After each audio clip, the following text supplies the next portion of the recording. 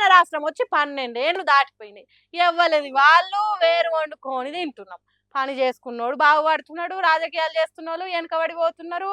అయితే ఇంకొంతమంది రాజకీయ లీడర్లు తెలంగాణ మీద అక్కసునుగా అక్కుతున్నారు.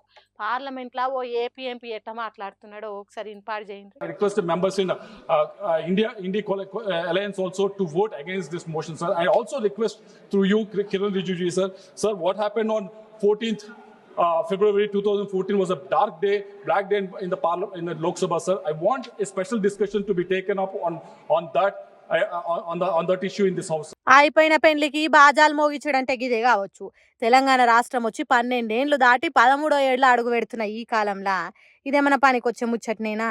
పనిపాట లేనోడు పిల్లితాలకాయ కొరిగిండు అన్నట్టే ఉన్నది ఎంపీ లావు కృష్ణదేవరాయల ముచ్చట.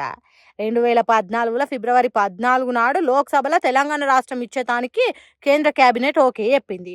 ఆ రోజును బ్లాక్ డే అనాలనని, ఆ రోజున లోక్సభలో ఏం జరిగిందో దాని మీద చర్చ చేయాలనని నెత్తి మాసిన ముచ్చట్లు మాట్లాడుతున్నాడు. అయిపోయిన పెళ్లికి సప్పులు కొట్టుడు దేనికి? తెలంగాణ రాష్ట్రం ఇచ్చుడు ఇష్టం లేకపోవచ్చు, కడుపులో బాధ కలుగుతున్నది కావచ్చు. ఏరుపడ్డ రాష్ట్రం ఏకాకిన ఎదుగుతుంటే కండ్లు ఓరుస్తలేనట్టున్నది. అందుకే కడుపులో నక్కసు మొత్తం కక్కుతున్నారు ఏపీ ఎంపీలు. ఇలాగ తెలియదో ఏపీకి రావాల్సిన నిధుల గురించి, ఏపీ పునర్విభజన చట్టంలో ఉన్న వాటిని సెంటర్ సర్కార్ అమలు చేయాల్సిందని అడగాలి కదా. తెలంగాణ వచ్చే తెల్లగా బతుకుతుండే, అయినా ఇంకా ఏదో ఆగమవుతున్నారు ఎందుకు ఆంధ్ర లీడర్లు కొందరు. మరి లావు కృష్ణదేవరాయలు గిట్లా మాట్లాడుతుంటే తెలంగాణ రాష్ట్రం నుంచి పార్లమెంటుకు పోయిన కాంగ్రెస్ పార్టీ ఎంపీలు, బీజేపీ పార్టీ ఎంపీలు ఏం చేస్తున్నట్టు? ఏ మూలకు కూర్చొని ముచ్చట పెడుతున్నారు కావచ్చు. తెలంగాణ రాష్ట్రం ఇచ్చే ప్రక్రియను తప్పు పట్టినట్టు, బ్లాక్ డే ప్రకటించాలి అన్నట్టు తెలంగాణ ఆత్మ కలిగిన ఎంపీలు ఎంత పెద్ద లొల్లి చేయాలి ఏం కథ? కనీసం అదే ముచ్చట మీద ఖండించినట్టు బయట కూడా ఎక్కడ మాట్లాడలేదు. ఇక వాళ్ళు ఎంపీలు గుండి ఎందుకో ఏమో వాళ్ళకే తెలవాలి అని అంటుర్రు. తెలంగాణ రాష్ట్రం కోసం కొట్లాడిన ఉద్యమకారులు కూడా సెలబ్రిటీలకు కూడా తప్పుతలేదు కదా ఇండ్లల్లో ప్రేమలు ఒప్పించుకోనికే. ఏంది పిచ్చి పిచ్చిగా మాట్లాడుతున్నావు? సెలబ్రిటీలకే చాలా అల్కగా అవుతుంది ప్రేమ పెళ్లిళ్ళు చేసుకోనికే అని అంటారా? అందరికి అట్లుంటే మరి కుంభమేళా స్టార్ మోనాలిసాకు ఇలాగ బాధ వచ్చేదా చెప్పుండ్రి?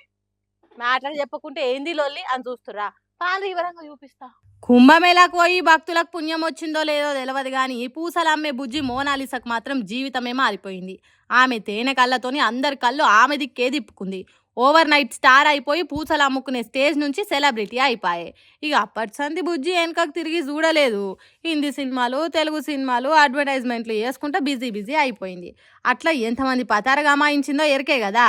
ఈడి దాకా బాగానే ఉంది కానీ ఏ కళ్ళను చూసి అయితే పడుసు పోరగాళ్ళు మనసు వారేసుకుర్రో ఇప్పుడు గదే పడుసు పిల్లగాళ్ళ కళ్ళల్లో మట్టి కొట్టింది మోనాలిసా అని నారాజు అవుతురు ఆమె ఫ్యాన్స్ అంతా.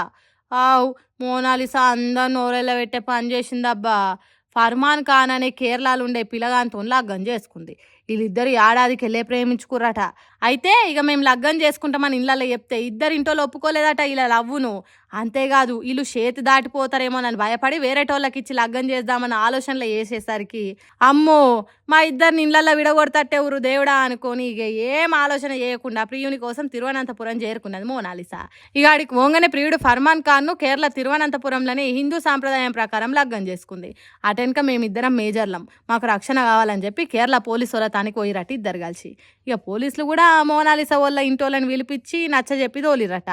ఇంకో ఇచ్చంత్రం ఏంటంటే ఆ పెళ్లికి కేరళ విద్యాశాఖ మంత్రి ఇంకా కొందరు పెద్దోళ్ళు వచ్చిర్రు.